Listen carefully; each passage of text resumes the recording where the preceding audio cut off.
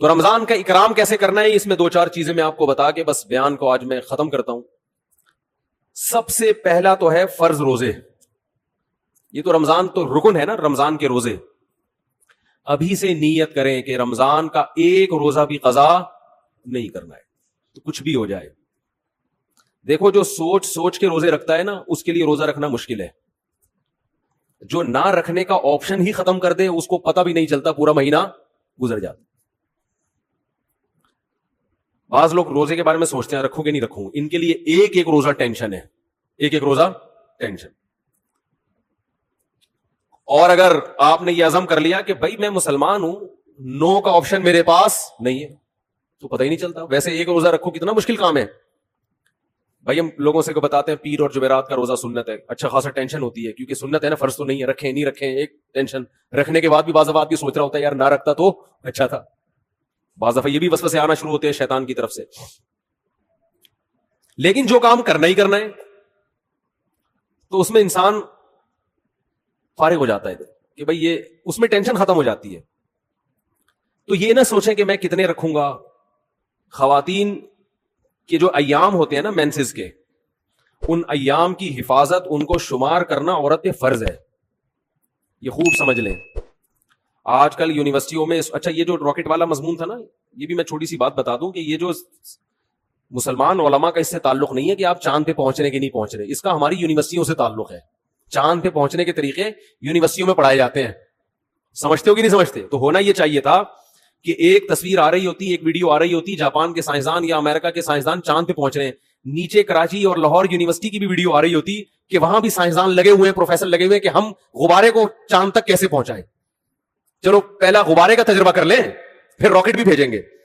تو یہ مولویوں کو گالیاں نہ دیا کریں، یہ اپنے سائنسدانوں کو برا بلا کہا کریں، یہ حکمرانوں کو کہا کریں. نہیں آ رہی میرا خیال ہے بات سمجھ میں؟ یہ مولاناؤں کا ہیڈک نہیں ہے کہ چاند پہ جا رہے کہ نہیں جا رہے. اس کی مثال ایسے ہے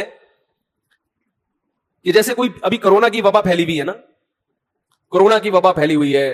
ڈاکٹر ایک ویڈیو آ رہی ہے جس میں ڈاکٹر ویکسین تیار کر رہے ہیں، دوسری ویڈیو آ رہی ہے جس میں کربلا کے واقعات بیان ہو رہے ہیں، تیسری ویڈیو آ رہی ہے کہ اس میں 4 شادیوں کا تذکرہ ہو رہا ہے، چوتھی آ رہی ہے. تو اب اس میں لوگ کہہ رہے ہیں مولانا لوگ دیکھو کیا کر رہے ہیں، ادھر وہ کرونا کی ویکسین تیار کر رہے ہیں اور ادھر مولانا لوگ کیا کیا الٹی الٹی باتیں کر رہے ہیں.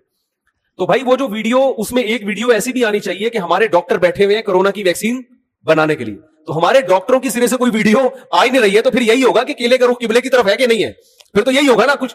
بھائی فیس بک والے کو کچھ تو چلانا ہے نا ویورز بڑھانے کے لیے، تو اس کو ہمارے سائنسدان مل ہی نہیں رہے، کوئی دھماکے کرتے ہوئے، کوئی راکٹ بھیجتے ہوئے، تو پھر وہ 4 شادیوں کی ویڈیو چلائے گا اور کیا کرے گا وہ. تو یہ مولاناؤں کے ٹینشن نہیں ہے بھائی، یہ ہماری یونیورسٹیوں کا جو نظام تعلیم اور ہمارے حکمرانوں کی کرپشن، انہوں نے ملک کو کھنڈرات میں دھکیل دیا ہے. میں تو کہتا ہوں جو فیس بک پہ ویڈیوز ڈالتے ہیں نا، یہ نہ ڈالا کریں کہ کیلے کا رخ قبلے کی طرف ہے کہ نہیں ہے، کیونکہ لوگ کہتے ہیں یہ دیکھو کہ کس چیز میں لگے ہوئے. اصل ویڈیو یہ آنی چاہیے کہ ایک طرف آپ یہ دکھائیں کہ سائنٹسٹ خلائی سیارے بھیج رہے ہیں آسمان میں، وہاں سے چھلانگے مار رہے ہیں، دوسری طرف کراچی کے گٹر کے ڈھکنوں کی تصویریں آنی چاہیے.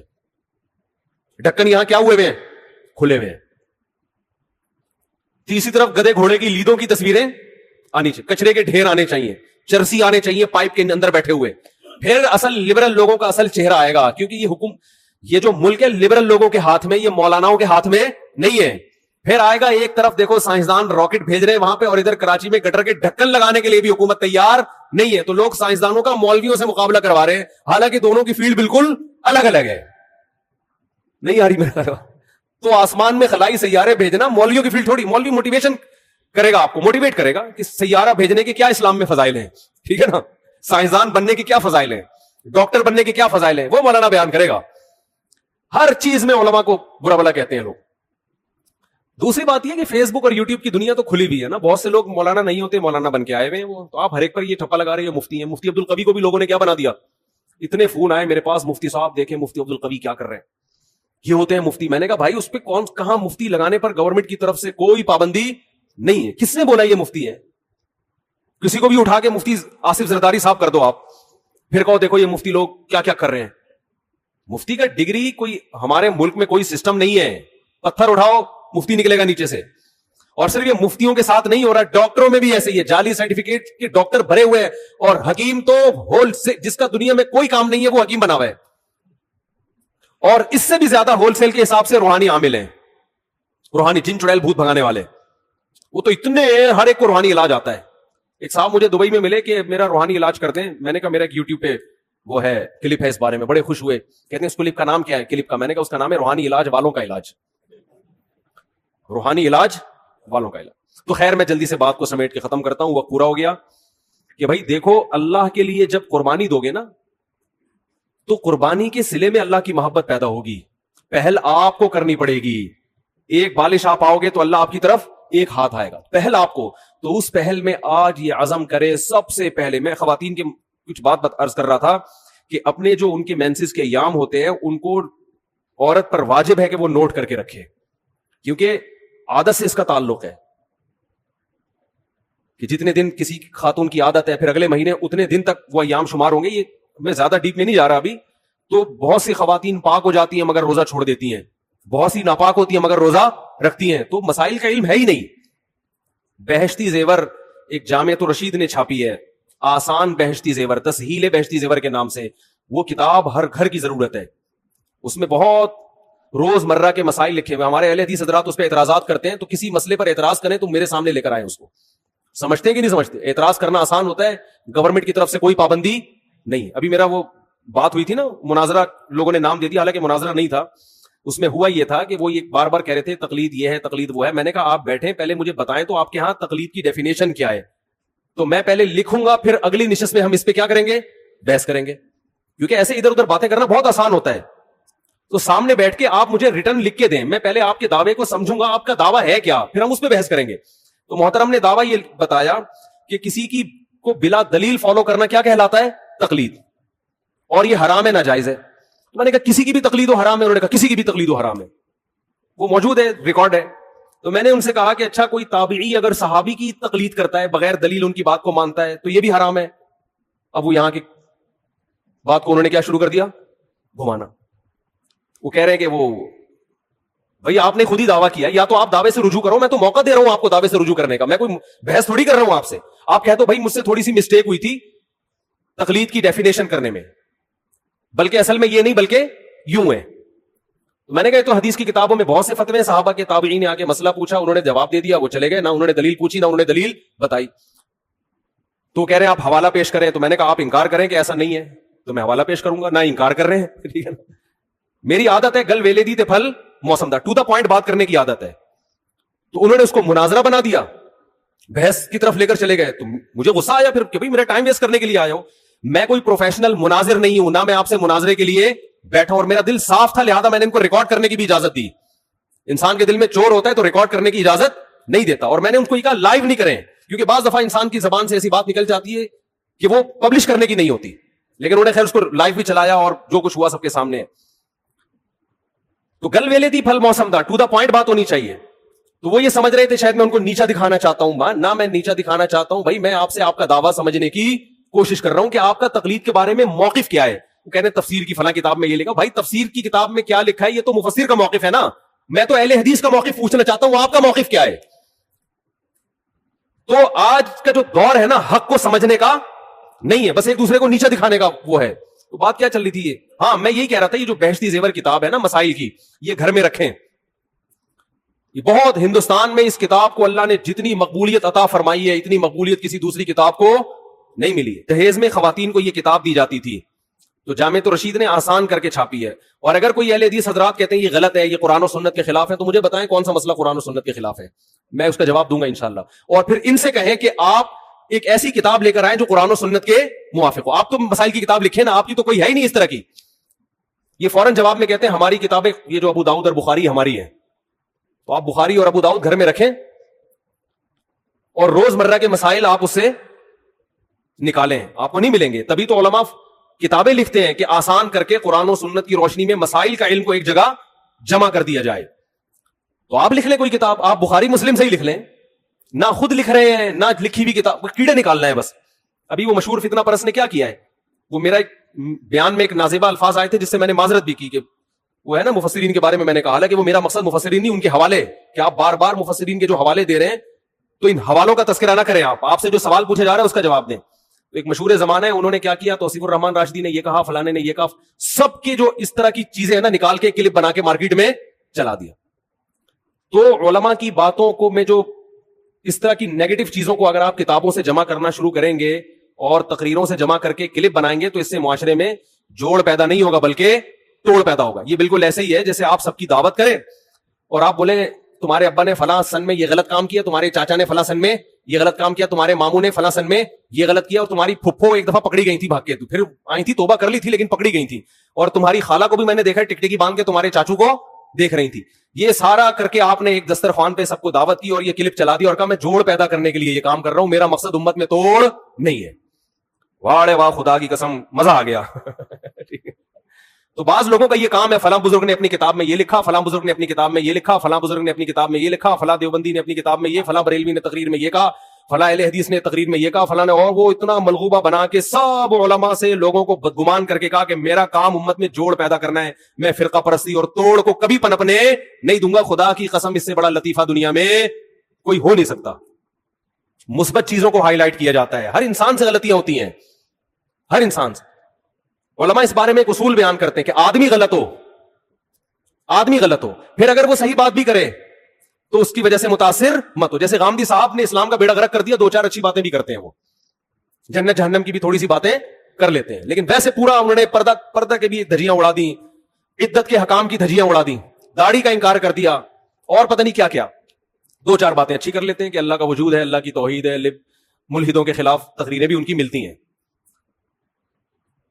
اور بعض دفعہ بندہ کیا ہوتا ہے, صحیح ہوتا ہے لیکن اس سے غلطیاں ہوتی ہیں.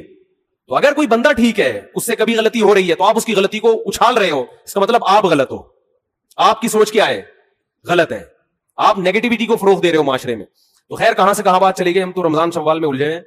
تو بہشتی زیور کتاب ہے, مسائل بہشتی زیور, حضرت مولانا اشرف علی تھانوی کی. جہاں حضرت مولانا اشرف علی تھانوی کا نام آئے گا لوگ فوراً کہتے ہیں انہوں نے اپنے نام کا کلمہ پڑھایا تھا, اشرف علی رسول اللہ.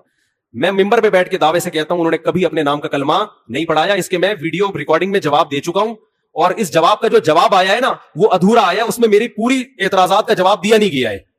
اس لیے میں کہہ رہا ہوں ایک دفعہ سامنے بیٹھ کے میں محترم سے اشکال کر لوں گا کہ حضرت اشرف علی تھانوی جو کلمہ پڑھوایا ہے اس کی حقیقت کیا ہے. میں سامنے بیٹھ کے میں مناظرہ نہیں کروں گا, بحث بھی نہیں. جیسے لوگوں کو اجازت ہوتی ہے نا سوال پڑھنے کی, بھائی محترم کی مجلس میں لوگوں کو اجازت ہے کہ سوال پڑھ کے سناتے ہیں, تو ہمیں بھی تو اجازت دو نا. میں نہیں پڑھ سکتا تو میرا کوئی نمائندہ چلا جائے گا, وہ جا کے آپ کی خدمت اقدس میں سوال پڑھ لے گا. آپ کا ظرف اتنا بھی نہیں ہے کہ آپ کسی کو آپ کی مجلس میں سوال پڑھنے کی اجازت دے دو. ہم نے تو یہاں کھلی اجازت دی ہوئی ہے نا, بیان کے بعد سب کو اجازت ہے سوال پوچھنے کی. تو حضرت مولانا اشرف علی تھانوی نے اپنے نام کا کلمہ نہیں پڑھایا, وہ غلط حوالے دے رہا ہے, جھوٹ بول رہا ہے. اور اگر پڑھایا ہے کلمہ فرض کر لیں تو پھر وہ مسلمان نہیں ہے, پھر آپ ان کو مسلمان کیوں کہہ رہے ہو؟ جو آدمی یہ دعویٰ کرے کہ مولانا اشرف علی تھانوی نے اشرف علی رسول اللہ کا کلمہ پڑھوایا ہے, کیا وہ مسلمان ہو سکتا ہے جو یہ کلمہ پڑھوائے؟ قادیانی مرزا غلام احمد قادیانی کے نام کا کلمہ پڑھتے ہیں, اس وجہ سے کافر ہے یا نہیں ہے؟ تو میں یہ کہتا ہوں پھر یہ منافقت کیوں کرتے ہو کہ ایک طرف کہتے ہو حضرت مولانا اشرف علی تھانوی نے اپنے نام کا کلمہ بھی پڑھوایا اور دوسری طرف آپ ان کو مسلمان بھی کہتے ہو. یہ پھر منافقت ہے. جو اپنے نام کا کلمہ پڑھوائے وہ بزرگ تو دور کی بات, وہ مسلمان نہیں ہو سکتا. تو آپ ایک دعویٰ کرو پڑھوایا کہ نہیں پڑھوایا, اور اگر آپ کہتے ہو کہ پڑھوایا ہے مگر وہ پھر بھی مسلمان ہے تو پھر کیوں مسلمان ہے, اس کی تعویل کیا کرتے ہو آپ؟ تو وہ تعویل آپ کر کے بتاؤ آپ. تو بہشتی زیور بہت شاندار کتاب ہے. باقی دیکھو دنیا میں کوئی کتاب ایسی نہیں ہے اللہ کی کتاب کے علاوہ کہ A to Z بالکل ٹھیک ہو, اس میں غلطی کا امکان نہ ہو. یہ ہم بہشتی زیور کے بارے میں بھی دعویٰ نہیں کرتے. بہشتی زیور میں 15 شعبان کے روزے کو مستحب لکھا ہے, لیکن ہم اس روزے کا مستحب نہیں مانتے کیونکہ اس میں حدیث صحیح نہیں ہے. تو یہ تو چھوٹی موٹی مسٹیک تو دنیا میں ہر شخص سے ہو سکتی ہیں. ہمارے شیخ حضرت مفتی رشید احمد صاحب کی فتاوی کی کتاب ہے احسن الفتاوی, بہت شاندار فتوے اس میں, بہت بہترین مدلل, لیکن اس کے ہر جز سے کوئی بھی متفق نہیں ہے. وہ تو دنیا میں کوئی کتاب ایسی نہیں ہے. تو اس کا یہ حل تھوڑی ہے کہ کتابوں کو اٹھا کے آپ پھینک دیں. اس کا حل یہ ہے کہ علماء اس پہ حاشیے چڑھاتے ہیں, اس پہ اپنی تقریضات لکھتے ہیں, تو پھر اشکالات اور تعلیقات ہوتی ہیں اس کے اوپر. تو یہ بہت شاندار کتاب ہے, آپ اس کو گھر میں رکھیں, اس سے آپ کو رمضان کے مسائل پتہ چلیں گے, خواتین کے خاص طور پر حیض و نفاس کے مسائل, جو آج کل ہماری جدید طبقے سے جو وابستہ خواتین ہیں یونیورسٹیوں پڑھنے والی, ان کو طہارت کے مسائل بھی معلوم نہیں ہے, بالکل نہیں پتا ان کو. تو رمضان کا پہلا خاندانی کام آپ نے کیا کرنا ہے بھائی, جلدی سے بات کو ختم کر رہا ہوں میں, ایک روزہ بھی نہیں چھوڑ, یہ آپشن ہی ختم, چاہے سحری میں آنکھ کھلے یا نہیں کھلے. اس سے روزے آسان ہو جائیں گے, ورنہ ٹینشن. دوسرا کام خاندانی کیا کرنا ہے, تراویح کی نماز. کیا کام کرنا ہے بھائی؟ اور تراویح 20 رکعتیں ہیں, 8 رکعتیں بولو نہیں.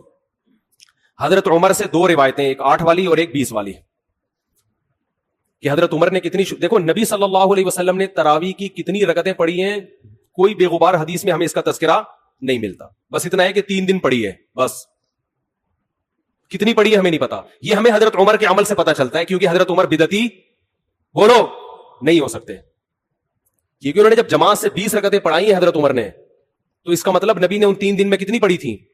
اور ایک ضعیف روایت میں اس کا تذکرہ بھی ہے کہ نبی نے 20 رکعتیں پڑھی ہیں.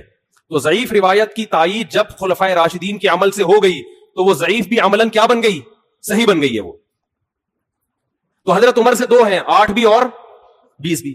8 والی پر امت نے کسی امت نے عمل ہی نہیں کیا, کیونکہ وہ بالاتفاق مضطرب ہونے کی وجہ سے ضعیف ہے, سند کی وجہ سے نہیں بلکہ مضطرب. کیونکہ جو راوی حضرت عمر سے 8 بیان کر رہا ہے وہی کتنی بھی بیان کر رہا ہے, 20 بیان کر رہا ہے. اور جب ہم صحابہ کے دور میں دیکھتے ہیں تو ہمیں سب جگہ 20 نظر آ رہی ہیں, 8 کہیں بھی نظر نہیں آ رہی. تو یہ کیسے ممکن ہے کہ حضرت عمر نے 8 شروع کی ہوں اور کوفہ, بصرہ, دمشق, شام, مصر سب جگہ 20 ہو رہی ہوں؟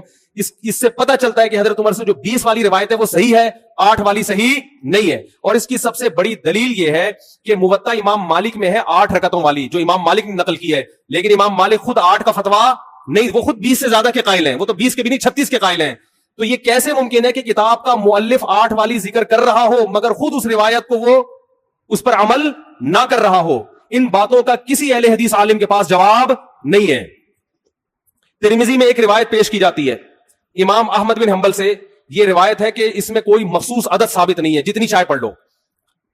لیکن امام احمد کی جو اپنی اصل کتابیں ہیں فقہ کی, اس میں امام احمد کے شاگرد جو امام احمد سے ذکر کرتے ہیں وہ ذکر کرتے ہیں امام احمد بن حنبل کے نزدیک بھی 20 رکعتیں مختار ہیں. سمجھ نہیں آ رہی میرا خیال ہے بات؟ تبھی فقہ حنبلی میں تراویح کی رکعتیں کتنی ہیں, 20. اور امام ابو حنیفہ کے نزدیک بھی. لوگ پتہ ہے مجھ سے کیا کہتے ہیں, لوگ جو ہے نا کہتے ہیں کہ یار آپ ان حدیثوں کا انکار کر رہے ہو جس میں 8 آتا ہے. 8 والی جو بخاری کی حدیث ہے نا, اس کا تراویح سے کوئی تعلق نہیں ہے. بخاری میں آتا ہے نبی رمضان اور غیر رمضان میں 8 پڑھتے تھے, اس کا تراویح سے کوئی تعلق, وہ تو غیر رمضان میں بھی تھی. اتنی سینس نہیں ہے یار, آپ ہمیں قرآن و حدیث سکھا رہے ہو اور ہمیں اپنا مقلد بنا رہے ہو, اتنے بڑے بڑے مجتہدین کی تقلید چھوڑ کے. میں لوگوں سے ایک بات کہتا ہوں, ایک قرآن و حدیث وہ ہے جو ابو حنیفہ, شافعی, مالک اور احمد بن حنبل نے سمجھا, اور ایک قرآن و حدیث وہ ہے جو 15ویں صدی کے مولوی سمجھ رہے ہیں. کس کی فہم زیادہ صحیح ہوگی بولو بھائی؟ ایک قرآن وہ ہے جو انجینئر بیان کر رہا ہے حدیث, ایک حدیث کی تفصیل وہ ہے جو امام مالک بیان کر رہے ہیں, ابو حنیفہ بیان کر رہے ہیں, جن کی 80 ہجری میں پیدائش ہوئی ہے, تابعین میں سے ہیں, جو امام شافعی بیان کر رہے ہیں. تم امام شافعی کو چھوڑ رہے ہو, تم امام ابو حنیفہ کو چھوڑ رہے ہو, تم امام مالک کو چھوڑ رہے ہو, تم احمد بن حنبل جیسے محدث اور فقیہ جو امام بخاری کے استاذوں میں ہیں ان کو چھوڑ کر فالو کس کو کر رہے ہو؟ انجینئر کو. اور تم کہہ رہے ہو ہم صرف قرآن و حدیث کو مانتے ہیں, ہم کسی اور چیز کو نہیں مانتے. تم قرآن و حدیث کو نہیں مانتے میرے بھائی, تم مقلد ہو, اندھے مقلد ہو.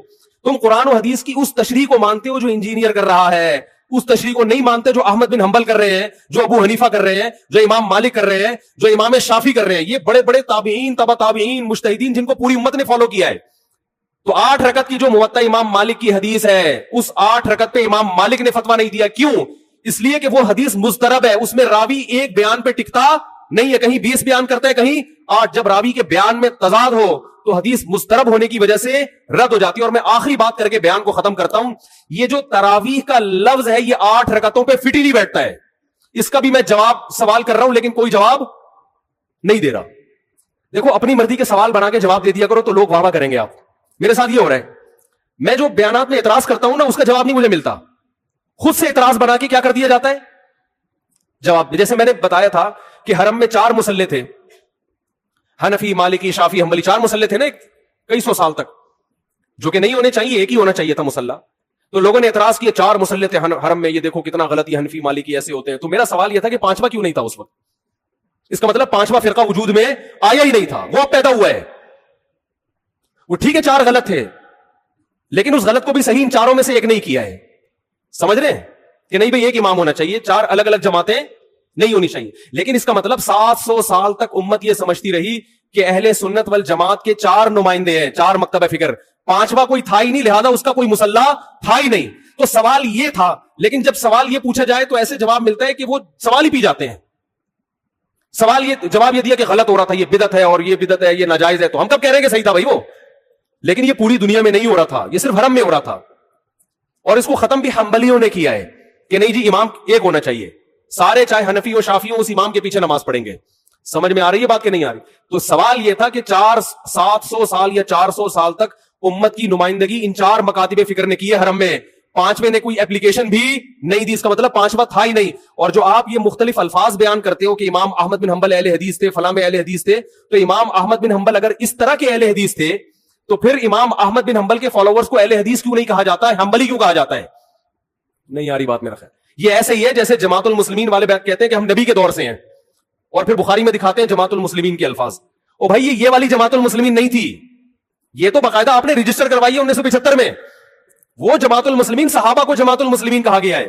تو یہ جو اہل حدیث کا لفظ ہمیں پرانے وقتوں میں ملتا ہے, یہ محدثین کے لیے ملتا ہے, یہ کسی مخصوص فرقے کے لیے نہیں ملتا. پھر بھی میں اہل حدیث کو اہل سنت میں داخل سمجھتا ہوں, میں پھر بھی ان کو نہیں کہتا کہ جہنم میں جائیں گے, لیکن میں کہتا ہوں کہ آپ کم از کم اس چند 100 سال پہلے آپ پیدا ہوئے ہیں, آپ کی جماعت وجود میں آئی, ہم پھر بھی آپ کو گلے لگانے کے لیے تیار ہیں, اور ہم صدیوں سے چلے آ رہے ہیں. آپ ہمیں کیا کر رہے ہو؟ آپ ہمیں گمراہ لوگوں میں داخل کر رہے ہو. تو اسلام بہت پہلے بر صغیر میں آیا ہے, جس شکل میں آیا وہی شکل ٹھیک ہے, بات کی چیزوں پر اعتماد نہیں ہوتا ہمیں. تو میں ایک بات کر کے بیان کو ختم کرتا ہوں. یہ جو 8 کا لفظ ہے نا, تراویح کا لفظ ہے, یہ 8 رکعتوں پر صادق بولو نہیں آتا. بہقی کی حدیث ہے اور بھی روایتیں اس بارے میں کہ اسلاف جب تراویح کی نماز پڑھا کرتے تھے, اسلاف سے مراد صحابہ تابعین, تو 4 رکعتوں کے بعد آرام کیا کرتے تھے. تو اس لیے 4 رکعت کو ترویحہ کہا گیا. کیا کہا گیا؟ ترویحہ. روح سے نکلا ہے, روح. استراحت کا لفظ سنا ہے آپ لوگوں نے؟ آرام. استراحت کسے کہتے ہیں؟ آرام. ترویح آرام دینا. راحت, راحت کا لفظ تو اور آسان ہے نا. ارے راحت کا لفظ نہیں سنا؟ راحت کسے کہتے ہیں؟ آپ کہہ رہے ہوں گے وہ اسے کہتے ہیں ہمارے محلے میں رہتی ہے. راحت کہتے ہیں آرام, ریسٹ. استراحت, راحت. روح یروح ترویحا, باب تفعیل میں جب جاتا ہے آرام دینا. تو ترویحتن, کیونکہ 4 رکعتوں کے بعد آرام کرتے تھے تو ان 4 رکعتوں کو کیا کہا گیا؟ ایک ترویحہ, یعنی ریسٹ ہے اس کے بعد. اب ترویحہ کا جو لفظ ہے نا, 4 رکعتوں کے بعد کیا ہو رہا ہے؟ ریسٹ. اٹ از کالڈ ترویحہ. سب کو پتہ ہے 4 رکعتوں کو ترویحہ کہتے ہیں. 2 ترویحوں کو عربی میں کہیں گے ترویحتان. کیا کہیں گے؟ جیسے رجل کا معنی ایک آدمی, رجلان 2 آدمی. عربی میں 2 کے لیے الگ لفظ استعمال ہوتا ہے, 2 سے زیادہ کے لیے الگ. تو اگر یہ 8 رکعتیں ہوتی تو ان کو محدثین تراویح نہ کہتے بلکہ ترویحتان کہتے یا ترویحتین کہتے. کیا کہتے؟ 2 ترویحیں. اور ان کے بیچ میں ویسے بھی ریسٹ کی ضرورت پڑتی نہیں. ٹھیک ہے, 4 رکعت کے بعد امام بیٹھتا, بولتے چل بھائی آگے جلدی کر, جانا بھی ہے گھر میں ہم نے. تو ترویحتین کہتے, ان کو محدثین تراویح نہیں کہتے. اور تراویح کا لفظ ہے جمع. عربی میں جمع کم سے کم افراد کتنے ہوتے ہیں اس کے؟ 3. تو کم سے کم 12 رکعتیں ہونی چاہیے. لیکن تراویح بھی جمع کثرت ہے, جمع قلت کثرت. جمع اقصا کہتے ہیں جو بہت زیادہ جمع ہو. تو پتہ ہے 4 رکعتیں کافی زیادہ ہیں تو ان کو تراویح کہا جائے گا. 4 رکعتیں تھوڑی سی بھی ہو تو ان کو تراویح. 4 رکعتیں اگر 3 دفعہ آئیں گی تو اس کو بھی علی وجہ الکمال ہم پورے طور پر تراویح کا لفظ اس پہ صادق نہیں آئے گا. بات آ رہی ہے سمجھ میں کہ نہیں آ رہی ہے؟ سمجھ میں سب آ رہی ہے, لیکن گھننے بن جاتے ہیں, گھماتے ہیں. اب دیکھیں نا یوٹیوب پہ اس کا جو بیان آئے گا نا اس میں گھمایا ہوا ہوگا, اس میں گھمایا. یہ اپنی طرف سے نکالا ہوا ہے, اپنی طرف سے نہیں بھائی, بہقی کی حدیث ہے, مصنف ابن ابی شیبہ کی روایتیں ہیں, آپ دیکھ لو. اس میں لوگ کہتے ہیں حوالہ کیوں نہیں دیا مفتی صاحب نے. آپ انکار کرو, میں حوالہ دوں گا انشاءاللہ. آپ انکار کرو کہ ایسا نہیں ہے, ہم ٹائم بچا رہے ہیں اپنا. وہ مجھے کہہ رہے تھے نا اس بحث میں کہ مفتی صاحب آپ دلیل دو, جو دعویٰ کرے دلیل اس کے ذمہ ہے. میں نے کہا دلیل اس کے ذمہ اس وقت ہے جب سامنے والے دعوے کا انکار کرے. میں نے ستار بھائی کو میں نے کہا کہ ستار بھائی تم نے 1 لاکھ روپے لیے ہیں. ستار بھائی کہہ رہے ہیں نہیں, ہاں لیے ہیں. تو مجھے کیا ضرورت ہے میں گواہ پیش کروں کہ دلیل دوں؟ وہ مان رہا ہے. تو یہ سب مانتے ہیں. یہ تو علماء جس نے بھی حدیث کی کتابیں پڑھی ان کو پتا ہے کہ ترویح کا لفظ اس لیے لکھا ہوا ہے اس میں. تو اسلاف سے مسجد نبوی میں, حرم میں ایک رمضان بھی ایسا نہیں گزرا جب سے حضرت عمر نے 20 رکعتیں شروع کرائی ہیں کہ 20 رکعت سے 1 رکعت بھی کم ہوئی. زیادہ تو ہوئی ہیں, کم بولو نہیں ہوئی ہیں. امت اتنی بڑی گمراہی پر 1400 سال سے جمع ہو گئی. تو میرے بھائی جو آپ سے قرآن و سنت کے نام پہ بات کرے نا, اسے بولے بھائی ٹھیک ہے میں قرآن و سنت ہی کو مانتا ہوں, مگر قرآن و سنت کی وہ تشریح جو ان مجتہدین نے کی ہے اس کو مانوں گا. جو 15ویں صدی کے مولوی کر رہے ہیں تشریح, میں اس کو بولو نہیں, چاہے وہ سعودی ہوں. لوگ کہتے ہیں سعودی عرب میں 8 رکعتیں ہر جگہ ہو رہی ہیں. سعودی عرب میں آج ہو رہی ہیں, 100 سال پہلے کے سعودی عرب میں 8 رکعتیں کہیں بھی نہیں ہوتی تھی. تو یہ کوئی سعودیوں کا کلمہ تھوڑی ہم نے پڑھا ہے کہ جو سعودی عرب میں تو بہت سے لوگوں کی داڑیاں نہیں ہوتی. تو کیا مطلب داڑھی کا انکار کر دو گے آپ؟ تو ہم نے فالو کرنا ہے امام مالک کو, امام احمد بن حنبل کو, امام شافی کو. یہ بڑے بڑے محدثین تھے, مجتہدین تھے. خلفائے راشدین کو, خلفائے راشدین کے دور میں کوئی ایک روایت دکھا دو 8 رکعتوں والی, کوئی ایک روایت. ہاں جو حضرت عمر سے موطا میں منقول ہے اس کا جواب میں نے دے دیا. اس کے علاوہ کہیں دکھا دو کہ بصرہ میں, کوفہ میں, دمشق میں, صحابہ تابعین کے دور میں رمضان میں 8 رکعتوں سے جماعت سے نماز کسی نے پڑھی ہو, تو نہیں ہے کچھ بھی اس میں. تو اس لیے جو طریقہ صدیوں سے تواتر کے ساتھ چلا آ رہا ہے وہ کتنی رکعتوں کا ہے؟ 20 رکعتوں کا. تو اسی کو فالو کرنا چاہیے. تو دوسرا کام آپ نے خاندانی کیا کرنا ہے؟ تراویح پابندی سے پڑھنی. سمجھ میں آ رہی ہے بات؟ تو یہ 2 کام فی الحال کریں, کچھ پیکج اگلے جمعے میں